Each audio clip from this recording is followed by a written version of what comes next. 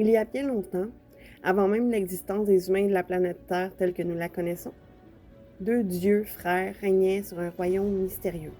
Ces frères, Bjorn et Kennax, vivaient en perpétuelle adversité. Leur rivalité était si intense qu'un jour, Bjorn mit Kennax au défi de se battre pour prouver qui était le plus puissant. La seule règle, il n'y avait aucune règle. Leurs batailles s'étendirent sur des milliers d'années, des affrontements titanesques aux concepts inimaginables pour les mortels. Ce chaos cosmique engendra la création de la Terre et de ses habitants, des conséquences directes des actes posés durant leur guerre sans fin. Cependant, les humains, ignorant de leur véritable origine, vivaient sans connaître cette sombre vérité. Des écrits anciens mentionnaient vaguement les deux dieux, Bjorn et Kennax, créant des factions de croyants dédiées à l'un ou à l'autre. Mais aucun de ces écrits ne révélait que l'humanité elle-même était le fruit de cette querelle divine. Ça, vous le saviez, par le RPG numéro 1. Maintenant, dans la forêt d'éphémères, 10 ans après le début des tempêtes. Dans une forêt dense et mystérieuse, une jeune fille nommée Eva se promène, attirée par une force invisible. Étrangement, les tempêtes se sont calmées. Cela fait 10 ans. Soudain, le monde autour d'elle s'estompe et elle est plongée dans une vision troublante. Elle se retrouve transportée dans un autre monde, un royaume où Bjorn et Kennax se disputent violemment. Étrangement, elle les reconnaît. Kinax, tu ne seras jamais mon égal. Acceptes-tu enfin de te mesurer à moi dans une épreuve sans limite? Genre, ta vanité te perdra. Je relève ton défi et cette fois, tu connaîtras la défaite. Eva observe fascinée et terrifiée alors que les dieux commencent leur bataille.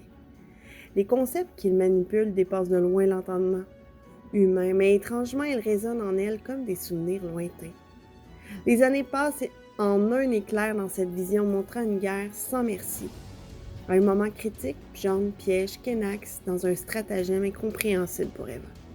Kennax, dans un ultime cri d'espoir, est transformé en une tablette de pierre quasi indestructible, gravée de runes mystérieuses. Bjorn triomphant frappe magiquement la tablette et la fracture en 10 morceaux qu'il jette avec colère sur la planète Terre. C'est ces fragments qui provoquent une décennie de tempêtes dévastatrices, changeant à jamais le visage de la Terre. La vie devient hostile et beaucoup de choses évoluent durant cette période chaotique. Au cœur de cette vision, Eva voit quelque chose d'encore plus remarquable. Alors que les tempêtes font rage, 10 femmes à travers le monde donnent naissance simultanément. Chacun de ces enfants portant en eux une partie de l'essence de Kennax est différent des autres autour d'eux. À l'âge de 10 ans, Eva comprend enfin la vérité.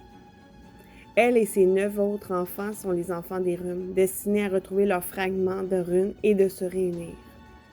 Dans sa vision, Eva voit clairement leur mission. Si tous les 10 enfants porteurs des runes parviennent à se rassembler, ils pourront reformer Kennax. Cette réunification pourra permettre à Kennax de défier à nouveau Bjorn et peut-être cette fois remporter la victoire. Eva découvre également que les pouvoirs dormants en chacun des enfants peuvent enfin se réveiller. Pour elle, la rune du temps, cela signifie la capacité de voyager à travers le temps.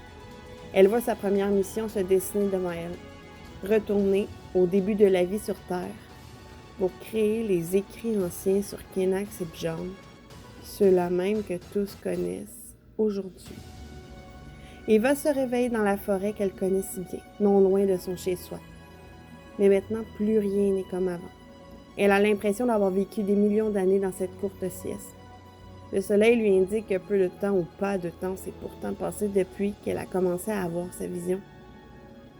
Elle détient maintenant une mémoire bien plus grande que ses maigres 10 années sur Terre et sait qu'elle doit retrouver les autres enfants runes.